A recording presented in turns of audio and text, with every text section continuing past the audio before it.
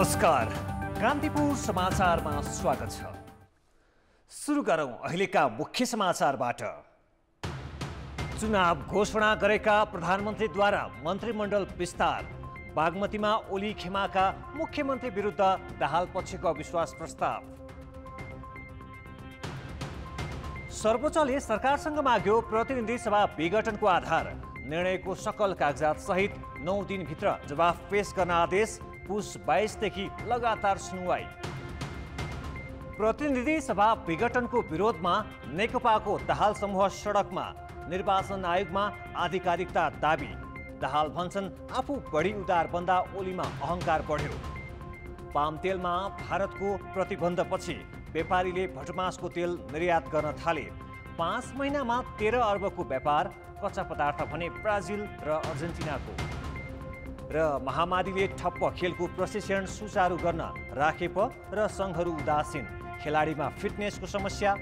विनियोजित रकम पनि परिषदमै अड्कियो। प्रतिनिधि सभा विघटन गरेर चुनावको मिति घोषणा गरेका प्रधानमन्त्री केपी शर्मा ओलीले मन्त्री परिषद पुनर्गठन गरेका छन्। प्रधानमन्त्रीले युवा तथा खेलकुद मन्त्री जगत विश्वकर्मा र उद्योग राज्य मन्त्री मोती दुगडलाई हटाएर मन्त्री परिषदमा 9 जना थप गरेका हुन्। थपिएका मध्ये 5 जना पूर्व माओवादी पक्षका रहेका छन्। पूर्व माओवादीबाट टोपबहादुर रायमाझीमा ऊर्जा, मणि थापा खानेपानीमा, प्रभु शाह शहरी विकास र गौरीशङ्कर चौधरी श्रम मन्त्रीमा नियुक्त भएका छन्। यस्तै गृहमन्त्री रामबहादुर निकट मानिने दाबा लामालाई युवा तथा खेलकुद मन्त्रीमा नियुक्त गरिएको छ। पूर्व एमाले तर्फबाट प्रेम आले वनमा, गणेश ठगुन्ना सङ्घीय मामिला तथा सामान्य प्रशासन र जुली कुमारी महतो महिला बालबालिका मन्त्रीमा नियुक्त भएका छन्। यस्तै विमला विश्वकर्मालाई उद्योग राज्य मन्त्रीमा नियुक्त गरिएको छ।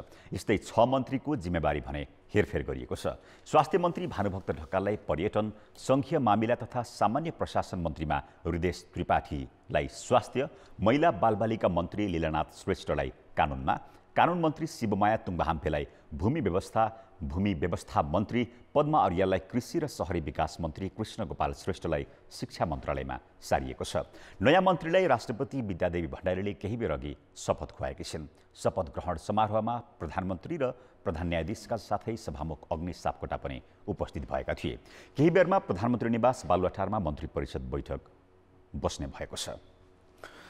सर्वोच्च अदालतले प्रतिनिधि सभा विघटन गर्नुको आधार र कानुनी औचित्य पुष्टि गर्न सरकारसँग लिखित जवाब माग गरेको छ। आज संवैधानिक इजलासमा भएको सुनवाईपछि अदालतले पुस 19 गतेभित्र लिखित जवाबसँगै महत्त्वपूर्ण कागजात पेश गर्न समयसीमा पनि तोकिदिएको छ। म्याद पनि थाप्न नपाउने गरी समय दिएको इजलासले त्यसपछि लगातार सुनवाई गर्ने भनेको छ। इजलासले मन्त्री परिषदले प्रतिनिधि सभा विघटनको सिफारिसका लागि मन्त्री परिषदले गरेको निर्णय, अविश्वासको प्रस्तावका लागि पेश भएका कागजात पनि माग गरेको छ। अदालतले नेपाल बार एसोसिएसनबाट 3 जना र सर्वोच्च अदालत बार एसोसिएसनबाट 2 जना कानुन व्यवसायीलाई अदालतको सहयोगी अर्थात् एमिकस क्युरीका रूपमा झिकाएको छ। प्रधान न्यायाधीश चोलेन्द्र शमशेर जबरा सहित 5 जना न्यायाधीशको इजलासमा बहस गर्ने कानुन व्यवसायीहरूले विघटनको निर्णय कार्यान्वयन रोक्न आजै अन्तरिम आदेश जारी गर्नुपर्ने माग गरेका थिए। बहसमा भाग लिएका वरिष्ठ अधिवक्ता कृष्ण प्रसाद भण्डारीले प्रधानमन्त्रीलाई प्रतिनिधि सभा विघटनको कुनै अधिकार नभएको र पूर्व प्रधानमन्त्री मनमोहन अधिकारीका पालामा नजिर नै अहिलेका लागि पर्याप्त भएको जिकिर गरेका थिए। यस्तै अर्का वरिष्ठ अधिवक्ता हरिहर दाहालले 6 महिनाभन्दा बढी समय संसद अधिवेशन नबोलाई राख्न नहुने संवैधानिक व्यवस्थालाई ध्यान दिँदै आजै अन्तरिम आदेश जारी गर्नुपर्ने माग गरेका थिए। सुनवाईका क्रममा प्रधान न्यायाधीशले कानुन व्यवसायीहरूसँग सवाल जवाफ पनि माग गरेका थिए। प्रतिनिधि सभा विघटनपछि देखिएको नेकपा विभाजनको असर प्रदेश सरकारमा पनि देखिन थालेको छ। आज बागमती प्रदेशमा दाहाल पक्षले ओली निकट मुख्यमन्त्री डोरमणि पौडेल विरुद्ध अविश्वासको प्रस्ताव दर्ता गर्दै अष्टलक्ष्मी साक्यलाई नयाँ मुख्यमन्त्रीमा प्रस्ताव गरेका छन्। यस प्रदेशमा अब नेपाली काङ्ग्रेसको समर्थन बिना मुख्यमन्त्री नबन्ने स्थिति बनेको छ। बागमतीमा आएको अविश्वास प्रस्तावसँगै अन्य प्रदेशमा पनि नयाँ समीकरणको प्रयास भइरहेका छन्। दाहाल समूहका 45 जना सांसदले हस्ताक्षर गरी बागमती प्रदेशसभा सचिवालयमा मुख्यमन्त्री डोरमणी पौडेल विरुद्ध अविश्वासको प्रस्ताव दर्ता गरेका छन्। सचिवालयमा 11:25 हस्ताक्षर सहितको प्रस्ताव दर्ता भयो। आन्तरिक मामिला तथा कानुन मन्त्री शालिग्राम जम्मर कटेल पदबाट राजीनामा दिएर अविश्वासमा प्रस्तावक बने। उद्योग मन्त्री अरुण प्रस्तावमा समर्थक बसे। सरकारमा बसिरहन उपयुक्त छैन र यो सरकारबाट राजीनामा गरेर फिर्ता हुन र यो सरकारको चाहिँ अब यो विरुद्ध चाहिँ अविश्वासको प्रस्ताव दर्ता गरेर अगाडि बढ्नु भन्ने निर्देशन अनुसारै हामीले चाहिँ यो प्रदेश सभामा आज अविश्वासको प्रस्ताव दर्ता गरेका छौँ। मन्त्री पद त्यागेर मुख्यमन्त्री विरुद्ध अविश्वास प्रस्तावमा हस्ताक्षर गर्ने 3 मन्त्रीमा सामाजिक विकास मन्त्री युवराज दुलाल पनि छन्। मुख्यमन्त्री पौडेल विरुद्ध आएको अविश्वासको प्रस्तावसँगै नेकपाको केन्द्रमा भएको विभाजनको असर प्रदेश सरकारमा देखिन थालेको छ।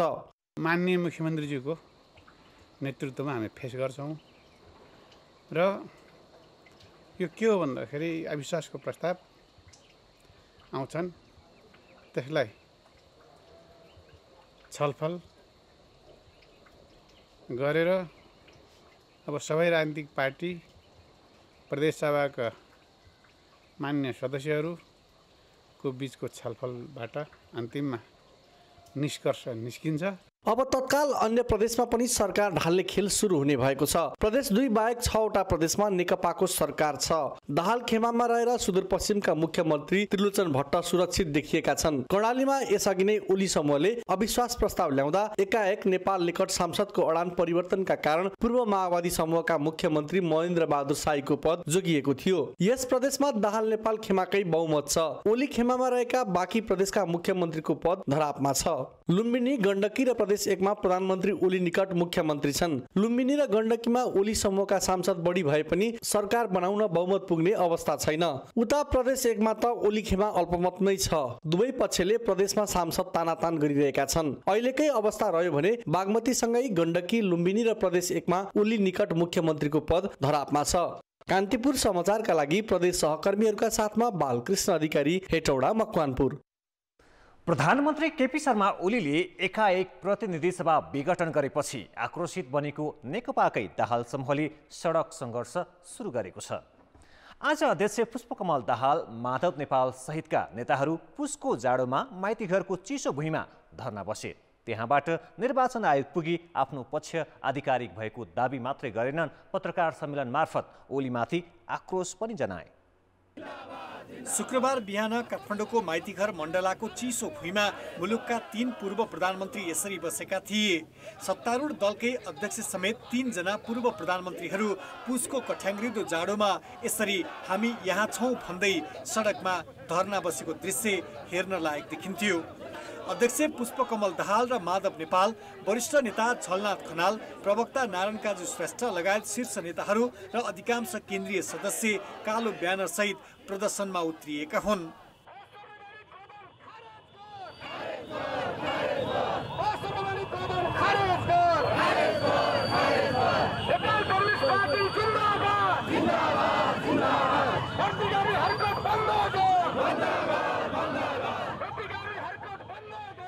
बिहानको विरोध प्रदर्शनपछि मध्याह्न नेकपाका नेता कार्यकर्ताहरू आफ्नो पक्ष आधिकारिक भएको दाबी गर्दै निर्वाचन आयोगमा पुगेका थिए।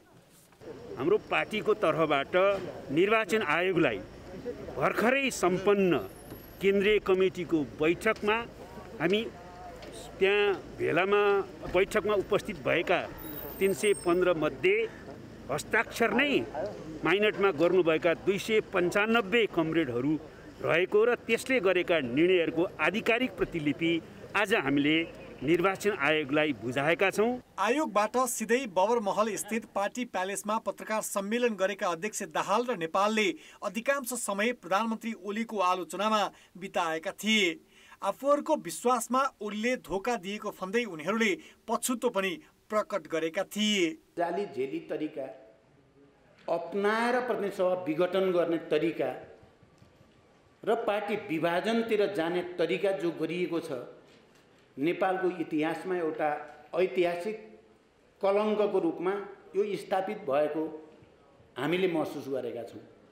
त्यो दिन जुन दिन विघटन को प्रस्ताव गरियो, घोषणा गरियो। वास्तवमा त्यो नेपालको इतिहासको एउटा कालो दिनको रूपमा रहेको छ। कम्युनिस्ट आन्दोलन मात्रै होइन, उहाँलाई गणतन्त्रप्रति पनि कुनै अपनत्व बोध छैन, किन उहाँ गणतन्त्र विरोधी मान्छे हो।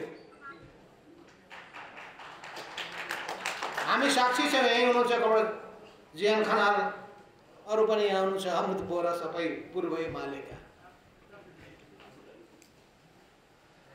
उहाँ गणतन्त्र नेपालमा आउन सक्दैन भनेर फरक विचार राख्ने मान्छे।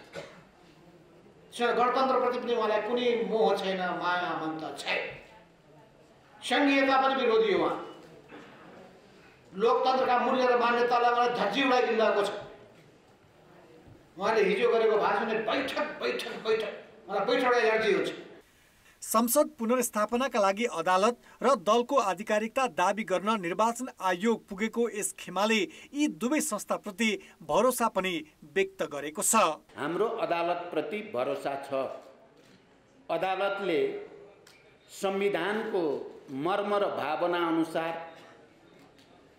देशको आम जनताको चाहना अनुसार र अहिले सबै राजनीतिक दल, नागरिक समाज, बुद्धिजीवी, पत्रकार, सबै तह तबकाका जनताको पनि भावना अनुसार प्रतिनिधि सभा विघटनको यो निर्णय असंवैधानिक छ, अलोकतान्त्रिक छ भन्ने फैसला गर्ने विश्वास हामीले लिएका छौँ।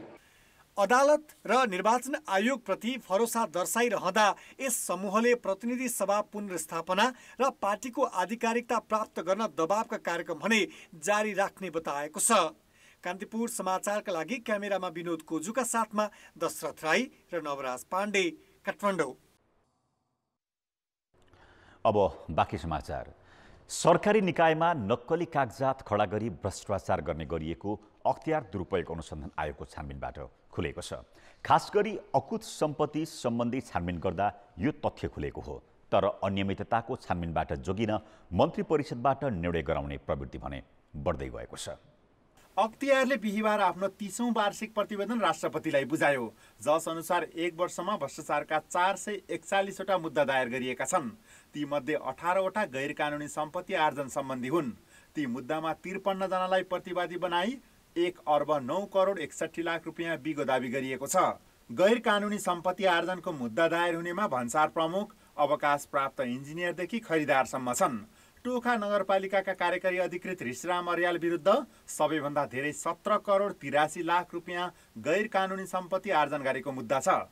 घुस रिसावत मागेको 205 वटा मुद्दामा कार्यालय प्रमुख मात्र होइन, सहयोगीसम्म मुछिएका छन्। चाहे गैर कानुनी सम्पत्ति आर्जन होस्, चाहे राजस्व चुहावट र सार्वजनिक सम्पत्तिमा हानि नोक्सानी, कर्मचारीले नक्कली कागजात बनाएको छानबिनबाट खुलेको छ। सार्वजनिक जग्गा व्यक्तिको नाममा लानको लागि चाहिँ सहयोग गर्ने, विभिन्न कागज श्रेष्ठता मिलाउने विभिन्न अधिकृत पदाधिकारीहरू पनि यसमा कसुरदारको रूपमा आयोगले ठहर गरी मुद्दा दायर गरेको छ। र यस्तै अब कृषि अनुदानको रकम, प्रदेश सरकारबाट हुने कृषि अनुदानको रकममा त्यो कृषि अनुदानको शर्त बमोजिम कुनै कृषि सम्बन्धी कामै नगरिकन या पशु विकास सम्बन्धी, पशुपालन सम्बन्धी कामै नगरिकन या थोरै काम गरेर धेरै काम भएको देखाइ भुक्तानी लिने दिने पदाधिकारी र त्यस्ता सहकारी संस्थाका पदाधिकारीहरूलाई पनि आयोगले मुद्दा दायर गरेको छ। अख्तियारले गत आर्थिक वर्ष 2 अर्ब 53 करोड 66 लाख बिगो कायम गरी 1212 जना विरुद्ध विशेष अदालतमा मुद्दा दायर गरेको थियो। अभियोग लगाइएका मध्ये 3 जना पूर्व मन्त्री, 9 जना विशिष्ट र 355 जना अधिकृत स्तरका कर्मचारी हुन्। अख्तियारमा गत वर्ष 25,000 भन्दा बढी उजुरी परेका थिए। उजुरी र मुद्दाको संख्याका आधारमा भ्रष्टाचार बढेको देखिन्छ। भ्रष्टाचारको छानबिनबाट जोगिन खास गरी मन्त्री र सचिवले मन्त्री परिषदबाट निर्णय गराउने प्रवृत्ति बढेको छ। प्रतिस्पर्धाबाट दिनुपर्ने ठेक्काका निर्णय मन्त्री स्तरबाट गराउने क्रम बढेकोमा अख्तियारले प्रतिवेदनमै असन्तुष्टि जनाएको छ। मन्त्री परिषदले गर्ने निर्णयलाई अख्तियारले नीतिगत भनी छानबिनको दायरामा ल्याउने गरेको छैन। आयोगले सुझाव पनि दिएको छ, जस्तै मन्त्री परिषदबाट हुने निर्णयहरूको सम्बन्धमा नीतिगत निर्णय र प्रशासनिक निर्णयको वर्गीकरण गर्नुपर्ने र प्रशासनिक निर्णयलाई मन्त्री परिषदमा लगेर कुनै व्यक्ति वा समूहलाई निहित फाइदा पुग्ने किसिमका या खरिदसँग सम्बन्धित विषय या आर्थिक सहायतासँग सम्बन्धित विषय यस्ता विषयहरू चाहिँ मन्त्री परिषदमा लगेर निर्णय गर्ने जुन प्रवृत्ति हुनसक्छ त्यस्तो विषयहरूलाई निरूपण गर्नको लागि यो नीतिगत निर्णय र प्रशासनिक निर्णयको बिचमा वर्गीकरण गर्ने। अख्तियार भ्रष्टाचार छानबिन गर्ने संवैधानिक निकाय हो, तर उसले विभागीय मन्त्री जोडिएका भ्रष्टाचारका मुद्दामा भने छानबिन गरेको छैन।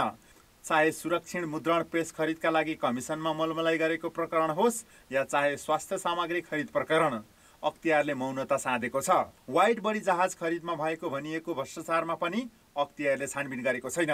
छानबिन गर्नुपर्ने 124वटा उजुरी तामेलीमा राखिनुले अख्तियारमाथि सत्ताको छायामा काम गरेको आरोपमा थप बल पुगेको छ। कान्तिपुर समाचारका लागि क्यामेरामा रूपक कोइरालाका साथ सुमन पन्थ, काठमाडौँ। प्रतिनिधि सभाको विघटन संविधान बमोजिम छ कि छैन त्यसको छिनोफानो सर्वोच्च अदालतबाटै हुनेछ। यता संसद नै विघटनसम्म पुर्याउने मूल जड नेकपाभित्रको द्वन्द्व हो, जुन निर्वाचन आयोग समय पुगेको छ। एउटै पार्टीको एउटा केन्द्रीय समितिले संगठन विस्तार गरेको छ, अर्कोले अध्यक्षलाई नै हटाएको भन्दै पत्र पठाएको छ।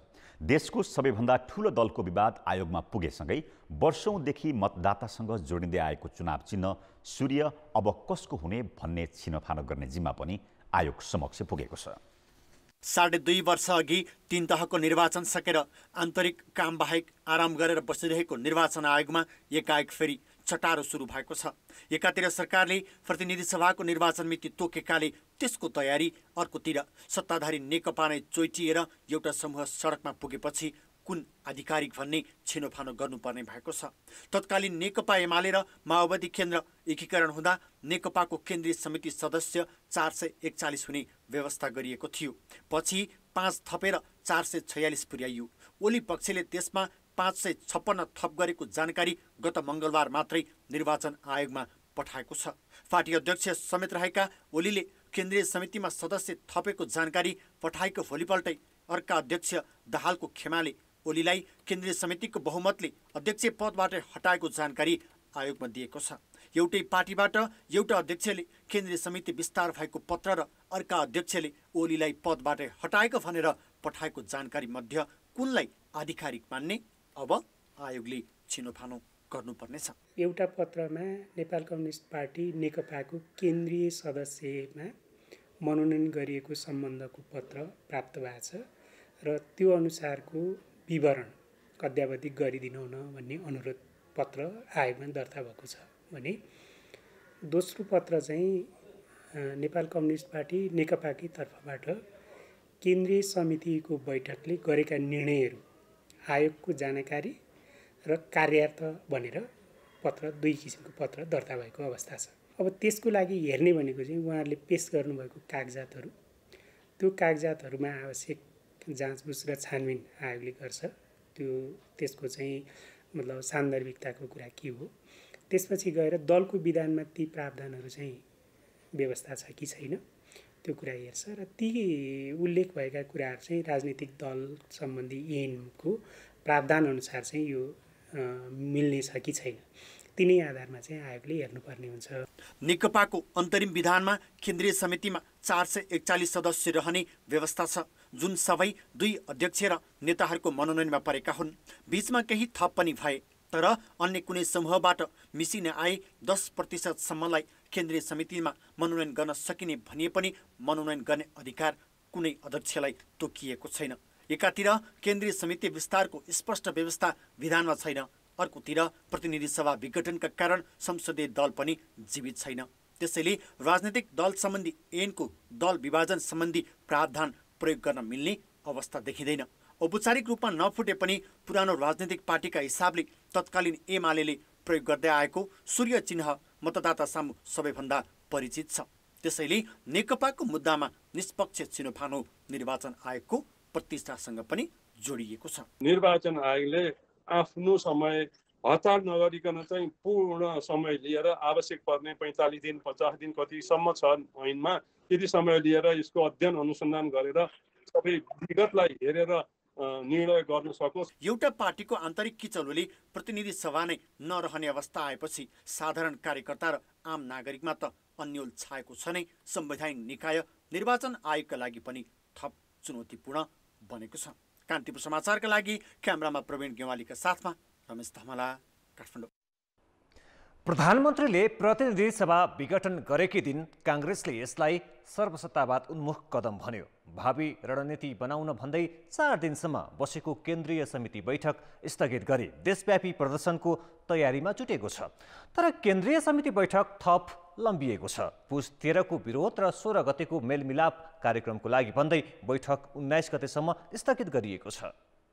राजनीति जटिल मोडमा पुगेका बेला केन्द्रीय समिति बैठकमा लम्बेतान भाषण गर्नुभन्दा छिटो कार्यक्रम र मुद्दासहित जनतामा जानुपर्ने दबाव काङ्ग्रेसका धेरै नेताले दिइरहेका छन्। बैठकका नाममा धेरै दिन खेर फाले राजनीतिक घटनाक्रम अन्यत्रै मोडिन सक्नेतर्फ नेतृत्व सचेत नभएको उनीहरूको बुझाइ छ। तसर्थ यस विषयमा धेरै छलफल गर्ने भन्दा पार्टी प्रष्ट मार्गचित्र बनाएर छिटो जनतामा जानुपर्ने केन्द्रीय सदस्यहरू नै भनिरहेका छन्। नेताहरूले बुझ्नुपर्दछ अब पनि यो धार र उधारसँग हाम्रो लागि दुईटै धार उस्तै हुन्।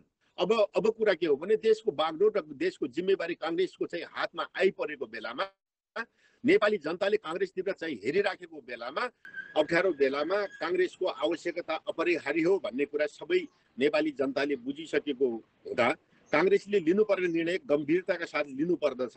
संविधानमा प्रष्ट व्यवस्था नभएको र 2 वर्ष कार्यकाल बाँकी नै रहेको अवस्थामा हठात रूपमा गरिएको प्रतिनिधि सभा विघटनकै दिन काङ्ग्रेस त्यस विरुद्ध आक्रामक रूपमा प्रस्तुत हुने धेरैको आकलन थियो। तर काङ्ग्रेस नेतृत्व अरू सामान्य घटनाक्रमका रूपमा लिएको र आधिकारिक धारणा बनाउन समेत लम्बेतान बैठक गरेर समय काटिएको काङ्ग्रेसकै नेताहरूको टिप्पणी छ। अझ नेकपाका दुवै धारले कतै काङ्ग्रेसका फरक गुटलाई भुलभुलैयामा त पारेका होइनन् भनेर समेत पार्टीभित्रै प्रश्न उठेको छ। नेकपाको भुलभुलैयामा काङ्ग्रेस परेको पनि छैन, पर्दैन पनि। विचारहरू त फरक विचारहरू आउनुलाई हामीले अलग ढङ्गले गलत ढङ्गले लिनु पनि हुँदैन। फरक विचारहरू आएका छन्, तर ती फरक विचारहरू भोलि एकमत भएर पार्टीले एउटा ठोस निर्णय गर्छ नै र त्यो निर्णयमा सबै साथीहरू एकमत भएर लाग्ने अवस्था मैले देखेको छु र यो कम्युनिस्टहरूको विभाजनमा काङ्ग्रेस कतै पनि परेको अवस्था छैन। प्रतिनिधि सभा विघटनको विरोधलाई मुद्दा बनाएर निर्वाचनको तयारी गर्ने वा सडक सङ्घर्ष मार्फत संसद पुनर्स्थापनाको मुद्दा उठाउने भन्नेमा काङ्ग्रेस विभाजित देखिन्छ। त्यसैका कारण पनि केन्द्रीय समिति बैठकले समय बढी लिएको नेताहरूको बुझाइ छ। तर हरेक राजनीतिक सङ्कटमा नेतृत्वदायी पहल कदमी लिएको काङ्ग्रेस अहिलेको अवस्थामा छलफलका नाममा पार्टीभित्रै कहिलेसम्म रुमलिने हो? कान्तिपुर समाचारका लागि डिपी उपाध्याय, काठमाडौँ।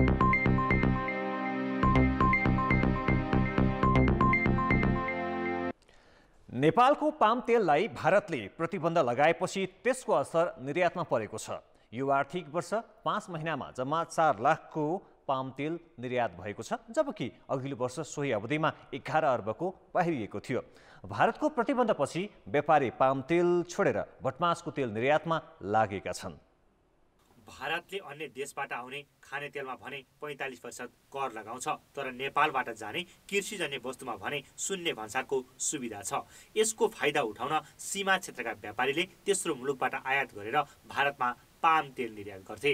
यो थाहा पाएपछि भारतले 1 वर्ष अघि नेपालबाट जाने पाम तेलमा प्रतिबन्ध लगायो। भारतीय बजार बन्द भएकाले यो आर्थिक वर्ष पाम तेलको निर्यात ठप्प जस्तै भयो। गत आर्थिक वर्ष मङ्सिरसम्म 11 अर्बको पाम तेल निर्यात भएकामा यसपालि 4 लाखमै सीमित भएको छ। व्यापारी यसपालि भटमासको तेलतिर लागेका छन्। उनीहरूले तेस्रो मुलुकबाट आयात गरेर शून्य भन्सार सुविधामा भटमासको तेल भारत निर्यात गरिरहेका छन्। भन्सार विभागको ताजा तथ्याङ्कले त्यसलाई पुष्टि गर्छ। यो वर्ष 5 महिनामा 13 अर्बको भटमासको तेल निर्यात भइसकेको छ, जुन गत वर्षको सोही अवधिको तुलनामा 4 गुणा भन्दा बढी हो। कच्चा भटमासको कच्चा तेल हेऱ्यो भने चाहिँ गत वर्ष 6 अर्बको इम्पोर्ट भएको थियो भने अहिले चाहिँ 14 अर्ब भन्दा बढीको इम्पोर्ट भयो। त्यस कारणले गर्दा कच्चा तेलको कच्चा पाम तेलको सट्टामा कच्चा भटमासको तेलले ठाउँ लिन थालेको हो जस्तो चाहिँ देखिएको छ। अब त्यो बजारको मागको आधारमा पनि हुनसक्छ, अथवा इन्डियाले पाम आइललाई रोकिएपछि अलिकति प्रोहिबिसन रेस्ट्रिक्सन लगाइसकेपछि यो भटमासको तेलको चाहिँ डिमान्ड बढेको हुनसक्छ। त्यो हिसाबले चाहिँ त्यसले ठाउँ लिएको जस्तो देखिन्छ। व्यापारीले निर्यात गरेको तेलका लागि आवश्यक भटमास भने स्वदेशमा उत्पादन हुँदैन। यहाँको उत्पादनले स्वदेशकै माग धान्दैन। त्यसैले व्यापारीले भटमासको तेलको कच्चा पदार्थ ब्राजिल र अर्जेन्टिनाबाट आयात गर्ने गरेका छन्। 5 महिनामा 14 अर्ब 67 करोडको कच्चा पदार्थ आयात गरिएको छ। मुख्य रूपमा तेलको निर्यातमा चाहिँ हामीले केही विशेष सुविधा भारत सरकारबाट पाएका छौँ। त्यो सुविधाको अनुरूप नै हाम्रो जुन नेपाल भारतको ट्रिटीको अनुसार चाहिँ नि हामीले माल निर्यात गर्न सक्षम भइरहेका छौँ र यसले त चाहिँ नि हाम्रो निर्यात पनि बढाएकै छ र उद्योगले यहाँको उद्योगले पनि चाहिँ नि केही थप काम पाएकै छ। यो हामीले चाहिँ नि निर्यात गर्न कुनै समस्या परेको छैन। भटमासको गेडा नभई कच्चा पदार्थ आयात गरिएकाले यसबाट रोजगारी उल्लेख्य बढेको भन्दा पनि सीमित व्यापारी मालामाल भइरहेका छन्। भारतले पाम तेलमा जस्तै भटमासको तेलमा पनि प्रतिबन्ध लगाउन सक्ने जोखिमतिर कसैले पनि ध्यान दिएको छैन। कान्तिपुर समाचारका लागि भैरहबाट भुवन पाण्डे र विराटनगरबाट सुशीला पाठकका साथ सुदिल पोखरेल, काठमाडौँ। समाचारमा पुनः स्वागत छ। अब जनमतको अन्तिम परिणाम। जनमतमा हिजो हाम्रो प्रश्न थियो, भएकै जहाज चलाउन नसकेको वायुसेवा निगमले किन थप किन्ने योजना ल्याएको होला? ए, व्यवसाय विस्तार गर्न, बी, काम देखाउने मेलो र सी, कमिसनको दाउ। जनमतको अन्तिम परिणाम यस्तो छ। ए, व्यवसाय विस्तार गर्नमा 17%, बी, काम देखाउने मेलोमा मात्र 7% र सी, कमिसनको दाउमा 76% मत प्राप्त भएको छ।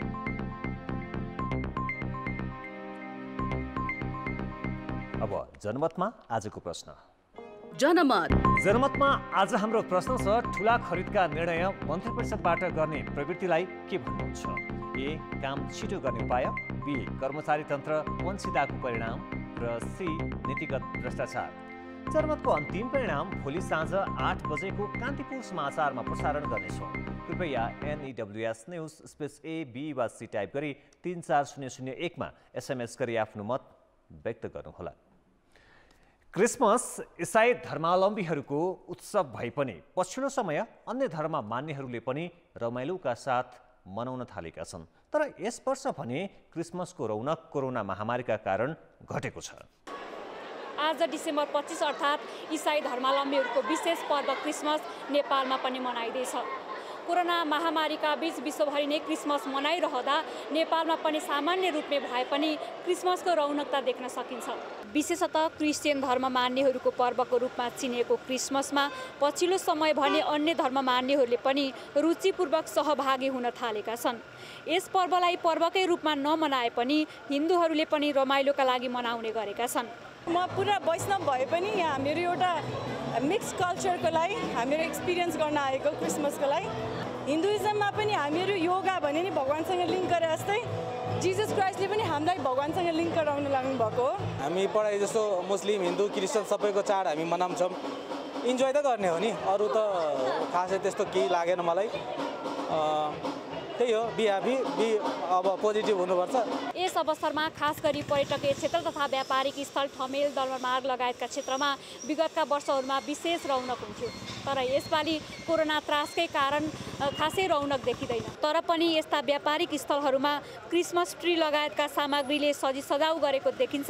कोभिडले गर्यो हो, तपाईँको आज फेरि क्रिसमस डे पनि भयो नि त, त्यो भएर नि अहिले मान्छे अलि निस्किएको छैन। बेलुका भने अलि निस्किन्छ होला, जस टुरिस्ट छैन, नेपालीहरूले चल्छ अलिअलि। विश्वमा धेरै मानिसहरूले मनाउने पर्व अन्तर्गत क्रिसमस पनि एक हो। पछिल्लो समय नेपालमा पनि यसले व्यापकता पाउँदै आएको छ। माया, प्रेम, सद्भाव र शान्तिको प्रतीकको रूपमा मनाइने क्रिसमस इसाई धर्मावलम्बीहरूका अलावा अन्य धर्म मनाउनेहरू पनि उत्तिकै रमाउने गरेको देखिन्छ। कान्तिपुर समाचारका लागि क्यामेरामा प्रवीण गेवालीका साथ अञ्जना लामिछाने, काठमाडौँ। अब जनताको आवाज हामीले पाँचथर, रौतहट, सुर्खेत, चितवन र डडेलधुरामा सोधेका छौँ। तपाईँ के भन्नुहुन्छ? संसद पुनर्स्थापनाकी नयाँ चुनाव। जनताको आवाज पुरानोले भन्दा नयाँले नै विकास गर्छन्। मेरो विचारमा चाहिँ यो चुनाव हुनु नै ठिक लागेछ। पार्टीभित्रको खिचलोको कारणले गर्दाखेरि नेतृत्वहरूले यो काम चाहिँ नकाम गरेका हुन् र यो चाहिँ संसद पुनर्स्थापना हुनु चाहिँ उपयुक्त हुन्छ। अदालतमा जे निर्णय हुन्छ त्यो हामीले मान्नै पर्छ। सकेसम्म संसद पुनर्स्थापना गर्यो भने ठिकै छ। चुनाव त 5 वर्षपछि नै हुनुपर्छ, पूर्ण बहादुर हुनुपर्छ।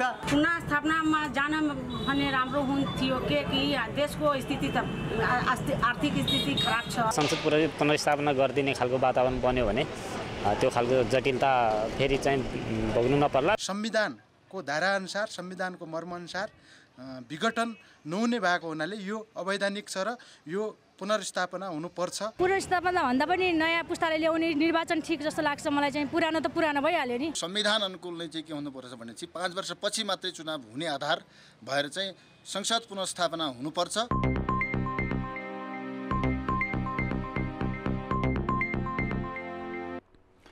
लामो समय बन्द रहेका देशका रात्रि व्यवसायहरू अहिले धमाधम खुल्न थालेका छन्।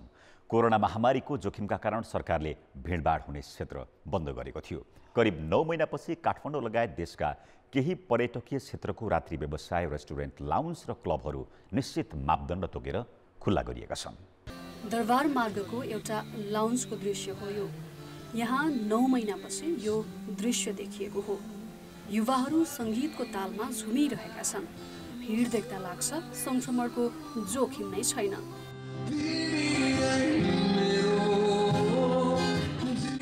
बेसी लाइक अब हामी एज अ रेस्टुरेन्टर र हाम्रो लाइक बिजनेसम्यानहरूको लागि चाहिँ एकदमै ठुलो कुरा हो भनौँ न। यत्रो 9 मन्थको चाहिँ एउटा ठुलो चाहिँ एउटा टाइम ब्रेक पछि चाहिँ हामीले खोल्न पाएका छौँ। It's a very big thing for us. हाम्रो लागि एकदमै ठुलो कुरा हो भनौँ न। We are thankful to the government. सरकारले स्वास्थ्य सुरक्षा मापदण्ड अपनाएर रात्रिकालीन व्यवसाय सुचारू गर्न एक साताअघि अनुमति दिएको हो। सरकारी अनुमतिपछि काठमाडौँको ठमेल, दरबार मार्ग, लाजिमपाट, पोखराको लेकसाइड लगायतका क्षेत्रमा रातिको समयमा चहल पहल बढेको छ। क्लब र लाउन्ज युवाले भरिन थालेका छन्। व्यवसायीले ग्राहकलाई तापक्रम नापेर मात्र प्रवेशको अनुमति दिने गरेका छन्। यस्तै निर्मलीकरणमा पनि ध्यान दिएका छन्। तर सामाजिक दूरी पालना गराउन दिएको निर्देशन पनि पालना गरेको देखिँदैन। गर्नुभएको छ मिनिमम क्राइटेरिया जुन गर्नुपर्ने छ त्यो अनुसारको चाहिँ गर्नुभएको चाहिँ देखियो। संक्रमणको जोखिम हटिसकेको छैन। अहिले पनि दैनिक 700-800 संक्रमित थपिरहेका छन्। त्यही कारण सामाजिक दूरी कायम गर्न भनिएको हो। व्यवसायीले व्यापारमा मात्र भन्दा पनि मापदण्ड पालनामा पनि उत्तिकै ध्यान दिनुपर्छ। साथै रमाइलो गर्न पुग्नेले पनि संक्रमणको जोखिमलाई कम आँक्नु भने हुँदैन। कान्तिपुर समाचारका लागि क्यामेरामा प्रवीण गेवालीका साथमा श्री पाण्डे, काठमाडौँ।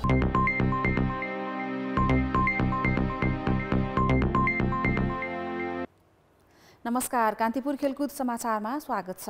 खेल गतिविधि सञ्चालनका लागि राष्ट्रिय खेलकुद परिषदका अलावा खेलै पछि अलग अलग सङ्घ छन्। तर परिषद र अधिकांश सङ्घसँग कोरोना महामारीले प्रभावित खेल कसरी अगाडि बढाउने भन्ने योजनै छैन। फुटबल, क्रिकेट र ब्याडमिन्टन बाहेक खेलमा प्रशिक्षण ठप्प छ। राष्ट्र टिम तयारीका लागि प्रशिक्षण नै मुख्य आधार हो। जुनसुकै खेलका खेलाडीका लागि प्रतिस्पर्धामा भाग लिन प्रशिक्षण आवश्यक पर्छ। तर सबैजसो खेलका खेलाडीले चैत्यता प्रशिक्षण गर्न पाएका छैनन्। फुटबल, क्रिकेट र ब्याडमिन्टन खेलाडीलाई प्रशिक्षणमा बोलाइए पनि बाँकी खेलका खेलाडी प्रशिक्षण सुरु हुने मिति कुरिरहेका छन्। खेलाडीलाई 12 महिना प्रशिक्षणमा व्यस्त बनाउने भनेर परिषदमा विशेष समिति पनि छ। खेलाडीलाई जुनसुकै बेला प्रतियोगिताका लागि तयार राख्ने योजना अनुसार समिति बनाइएको हो। त्यो समिति पनि निष्प्रभावी देखिएको छ। कोरोनाको कारणले गर्दा लकडाउन भएर अब राष्ट्रिय टिमले प्रशिक्षण सुरु गर्नु पनि सकेन र अब अलिकति केही सहज परिस्थिति अहिले हुँदै जाँदाखेरि पनि विशेष त अब बजेटकै अभावले गर्दाखेरि प्रशिक्षण हामीले सुरु गर्न सकेको छैनौँ। आफूले पनि के देखाउनु पर्यो, स्पोन्सर खोज्नु पर्यो कि कसैलाई भन्नु पर्यो कि अब खेलकुद मन्त्रालय परिषद त हाम्रो पछि त अवश्य पनि सहयोग गर्छ। तर अहिलेको अवस्थामा आफूले कसरी आफ्ना खेलाडी जो पहिला गोल्ड मेडल प्राप्त गर्नेहरू छन् उनीहरूको लागि कसरी उनीहरूको त्यो लयमा फर्काउने भनेको इमिडिएटली उहाँहरूले ट्रेनिङहरू सुरु गर्नुपर्छ। स्वास्थ्य सावधानी अपनाएर 2 साता अघि चितवनमा गौतम बुद्ध कप क्रिकेट गरिएको थियो। शनिबारदेखि दाङमा प्रधानमन्त्री कप महिला क्रिकेट हुँदैछ। राष्ट्रिय टिम तयारीका लागि फुटबल, क्रिकेट र ब्याडमिन्टनका खेलाडी यतिखेर प्रशिक्षणमा छन्। तर परिषद र अधिकांश खेल सङ्घ भने कोरोना भाइरस संक्रमणको जोखिम देखाएर खेल र प्रशिक्षणको तालिका ल्याउनबाट पन्छिरहेका छन्। खेल सङ्घको उदासीनताले राष्ट्रिय टिम तयारीका लागि विनियोजित 2.5 करोड रुपैयाँ परिषदमा अड्किएको छ। सङ्घमा आइसकेपछि एउटा सङ्घको दायित्व पनि हो खेलाडीलाई 12 महिना तयारी गर्नु। यो कुरा चाहिँ नि सङ्घहरूले चाहिँ अन्य सङ्घहरूले चाहिँ नि प्रोग्रामहरू पेश चाहिँ नि सायद राष्ट्रिय खेलकुद परिषदलाई नगरेको कारणले गर्दाखेरि पनि यो जुन खालको ट्रेनिङहरू हुनुपर्ने त्यो नभएको हो कि। प्रशिक्षण 9 महिनादेखि रोकिएकाले खेलाडीको फिटनेसमै समस्या देखिन थालेको छ। त्यसैले संक्रमणको जोखिम देखाएर पन्छिने भन्दा पनि स्वास्थ्य सुरक्षा मापदण्ड अपनाएर प्रशिक्षण र खेल गतिविधि गर्नुपर्छ। बेवास्ता गरिरहे त्यसको असर राष्ट्रिय खेलाडी उत्पादनमा पर्ने पक्का छ। कान्तिपुर समाचारका लागि क्यामेरामा हेमन्त कटवाल र श्याम श्रेष्ठका साथ प्रदीप लेखी, काठमाडौँ। दाङको लमहीमा अन्तर्राष्ट्रिय स्तरको रङ्गशाला बनाउन थालेको 17 वर्ष भयो, तर काम कहिले सकिन्छ अझै टुङ्गो छैन। काम सम्पन्न गर्ने भन्दा टालटुल गरेर रङ्गशालामा खेल खेलाउने गरिएको छ। देउखुरी अन्तर्राष्ट्रिय क्रिकेट रङ्गशालाको निर्माण लमही नगर विकास समितिले गरिरहेको हो। 2060 सालमा सुरु गरिएको निर्माण अहिले पनि जारी छ। सुस्त निर्माणमा बजेट र प्राविधिकको अभाव देखाइएको छ। काम सम्पन्न नभए पनि रङ्गशालामा खेल खेलाउने गरिएको छ। 8औं राष्ट्रिय खेलकुद अन्तर्गत 2 वर्ष अघि महिलातर्फ क्रिकेट यही रङ्गशालामा खेलाइएको थियो। शनिबारदेखि यही मैदानमा प्रधानमन्त्री कप राष्ट्रिय महिला क्रिकेट प्रतियोगिता गरिँदैछ। यो प्रतियोगिता वास्तवमा हाम्रो यो कोभिड भन्दा पहिला लगभग चैत्रको महिना हुनुपर्ने हो, तर बिचमा विडम्बना यो भयो। तर अहिले हामी यसलाई गर्दैछौँ। ढिलो भयो भने पनि यो प्रतियोगिता हामी सुरु गर्दैछौँ। प्रतियोगितामा 7 प्रदेशका 1-1 वटा र एपीएफको टिमले प्रतिस्पर्धा गर्नेछ।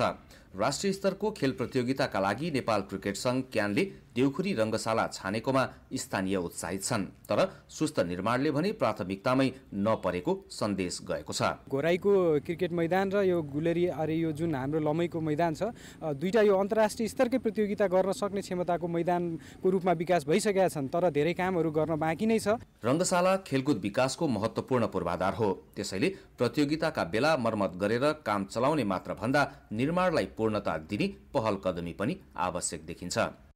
कान्तिपुर समाचारका लागि रोशन भानश्रेष्ठ, लमही, दाङ। नेपाली राष्ट्रिय भलिबल टिमका पूर्व मुख्य प्रशिक्षक सुदेश रिमालको निधन भएको छ। 56 वर्षीय रिमालको काठमाडौँको बाँसबारी स्थित न्युरो अस्पतालमा उपचारका क्रममा आज मृत्यु भएको हो। ब्रेन ह्यामरेज भएकाले उनलाई केही दिन अघि अस्पताल भर्ना गरिएको थियो। उत्कृष्ट प्रशिक्षक मानिने रिमालको नेतृत्वमा महिला टिमले 12औं सागमा काँस्य जितेको थियो। घरेलु मैदानमा भएको 13औं सागमा उनी बीच भलिबल टिमको प्रशिक्षक थिए। पूर्व राष्ट्रिय खेलाडी रिमालले सन् 1986 को एसियाली खेलकुदमा नेपालको प्रतिनिधित्व गरेका थिए। उनको शव श्रद्धाञ्जलीका लागि भोलि केही बेर राष्ट्रिय खेलकुद परिषदको परिसरमा राखिनेछ। कान्तिपुर समाचार अहिलेलाई सकियो। कान्तिपुर टेलिभिजन हेर्दै गर्नुहोला। नमस्ते।